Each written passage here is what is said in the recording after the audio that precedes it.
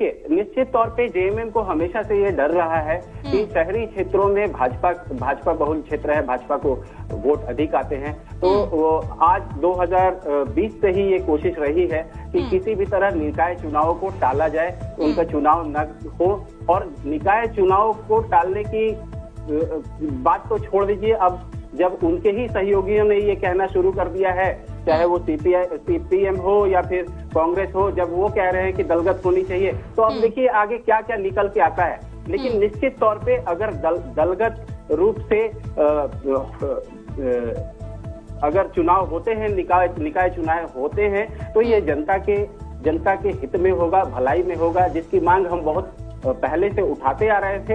अब कांग्रेस और भाजपा भी ये मांग उठाती आ रही है। अजीत जी, ये अफवाह फैलाने वाला काम विपक्ष कर रहा है। अहमद मीर का वो वाला बयान भी आपको याद ही होगा जो विधानसभा चुनाव के दौरान आया था। मुझे तो याद है श्रुति जी, लेकिन शायद शमशेर जी ने देखा नहीं वो उसे गलत ठहरा रहे हैं। या फिर गलत, ये कैसे गलत ठहरा सकते हैं जब वीडियो आपके पास है, मेरे पास है, पूरे मीडिया में चला है, तो ये कैसे गलत ठहरा सकते हैं कि इन्होंने उस समय कहा ही था, आपको भी पता है कि ये डंके की चोट पे कह रहे थे मीर साहब कि अगर हमारी सीटें ज्यादा आएंगी तो मुख्यमंत्री हमारा होगा, 2.5 का फॉर्मूला भी बन सकता है। लेकिन चूंकि अब चुनाव बीत चुका है, जेएमएम की सीटें ज्यादा आ गई हैं, तो ये इसको डिनाई कर रहे हैं। लेकिन इतिहास को तो डिनाई नहीं कर सकते हैं आप, वीडियो को तो डिनाई नहीं कर सकते हैं। हर चीज में विपक्षी अफवाह उड़ा रहे हैं, मुंह से निकले आपके, वीडियो बनाए आप। लेकिन ये भी कह रहे हैं कि विधानसभा चुनाव में जितना आपने हुंकार भरा था कि हम जीत रहे हैं, अब ऐसा है, एंटी इनकम्बेंसी है, तमाम तरीके के आरोप लगाए आपने सत्ताधारी पार्टी पर, वो सभी हवा ही था। हाँ। मैं तो यही कह रहा हूँ कि अब तो ये मांग जेएमएम की तरफ से उठनी चाहिए थी, ये मांग इसकी पहल तो जेएमएम की तरफ से होनी चाहिए थी कि इस बार हम दलगत निकाय चुनाव कराएंगे। ये कांग्रेस की तरफ से हो रही है, ये जान के मुझे आश्चर्य हो रहा है। इसकी पहल तो जब इतना बड़ा मैंडेट मिला है आपको, तो आपको डर किस बात का है भाई? आपको तो खुल के कहना चाहिए। मैं अभी 2 महीने 3 महीने पहले विधानसभा चुनाव हुए हैं, उससे पहले लोकसभा चुनाव हुए हैं, हमारे पास मतों की संख्या ज्यादा है, तो इस बार हम निकाय चुनाव को दलगत रूप से कराएंगे।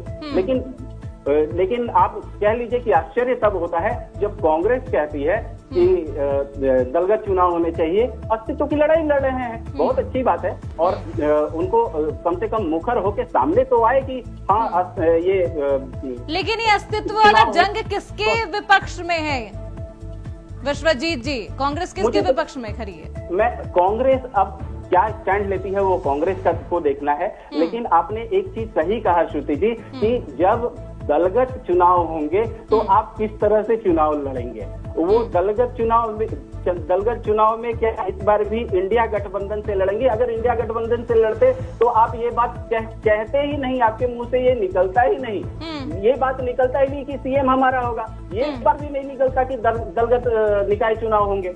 ये तो मुझे लगता है कि असमंजस में है, अभी डायलेमा में है शमशेर जी और कांग्रेस के प्रवक्ता। जो मीर साहब ने कह दिया उसको अब डिफेंड करना है झारखंड में। शमशेर जी, डिफेंडिंग मोड में है कांग्रेस पार्टी को पेट में दर्द होना नहीं चाहिए, ये मेरी घर की बात है। विश्वजीत जी, पेट में दर्द हो रहा है, दवा खाइए जी। इस तरीके से आरोप नहीं लगाइए, अफवाह नहीं फैलाइए। देने की कोशिश करता हूँ और आपको बताने की कोशिश करता हूँ कि पेट में दर्द किनके हो रहा है। ठीक है, अब सोचिए गरीबों के बारे में जब बजट आएगा, गरीबों पे निवेश होने की जब बात होगी तो पेट में दर्द होगा ही।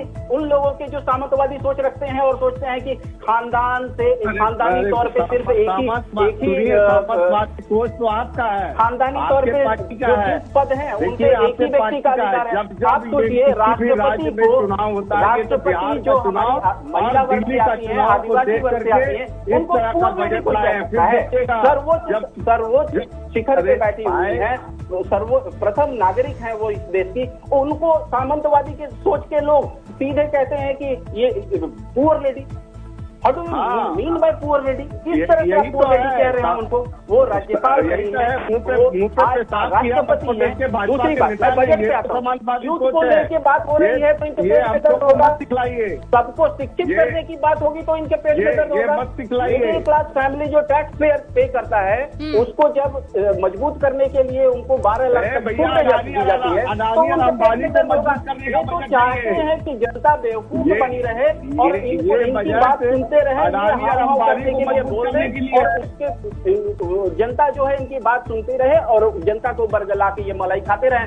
70 साल से इन्होंने यही चलिए अब दलीय आधार पर ही आ जाते हैं, अपने टॉपिक पर लौट आते हैं। जनता को तो आप बरगलाते हैं, जनता को वो ये दिख रहा है बजट है सर। जो आप जब बजट की जनता बात के कर रहे हैं सशक्तिकरण की बात होती है, महिलाओं के सशक्तिकरण की बात होती है, युवाओं की सशक्तिकरण की बात होती है, शिक्षा को मजबूत करने की बात होती है तो पेट दर्द तुरंत होने लगता है आपको। जनता का ये बजट नहीं गलत है, ये अडानी इस और तरह अंबानी की का नीच बजट है। राजनीति से बाहर निकलिए। किसान एक महिला कैसे, एक किसान आदिवासी मजबूर है, महिला किसान कैसे आंदोलित सर्वोच्च है। पद पे बैठ जाए, सबसे ऊपर के शिखर पे, संवैधानिक पद पे बैठ जाए, ये आपके पेट में पचता ही नहीं है। आपकी ना। मालकिन आके ठीक है, कहती है। अब आएंगे विश्वजीत जी, संजय कुमार पांडे जी। जिस तरीके से विश्वजीत जी ने और बीजेपी पार्टी ने कहा है कि ये वाला जो मुद्दा था, दलीय आधार वाला जो मुद्दा था, ये जेएमएम पार्टी को उठाना चाहिए था, कांग्रेस पार्टी को नहीं, क्योंकि आत्मविश्वास उनका प्रबल पे है।